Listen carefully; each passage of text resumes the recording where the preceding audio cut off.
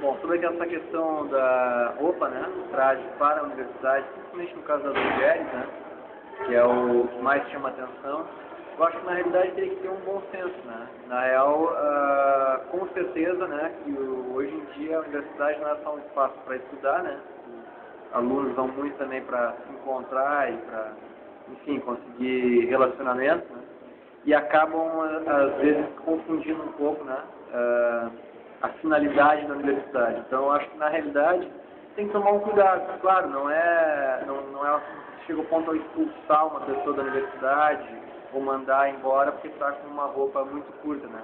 Mas, realmente, tem um limite, né, para não perturbar, para não ficar vulgar demais, né? Então, acho que tem que chegar num bom senso e as mulheres, principalmente, pensarem em não mudar um pouco esse paradigma, né, de venda dos seus corpos, né? Acho que é uma coisa que a mulher mesmo tem que se conscientizar e buscar, né, uma roupa que não seja tão apelativa ao ponto de ficar quase nua, né? Como foi o caso dessa moça que parece que estava com uma roupa muito minúscula.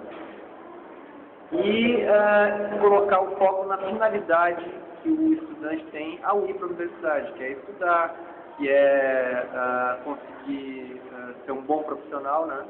E pensar também, claro, em arranjar bons relacionamentos, mas não em função da venda do corpo, né?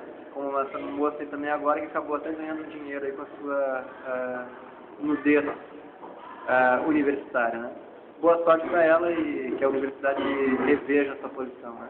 Um abraço.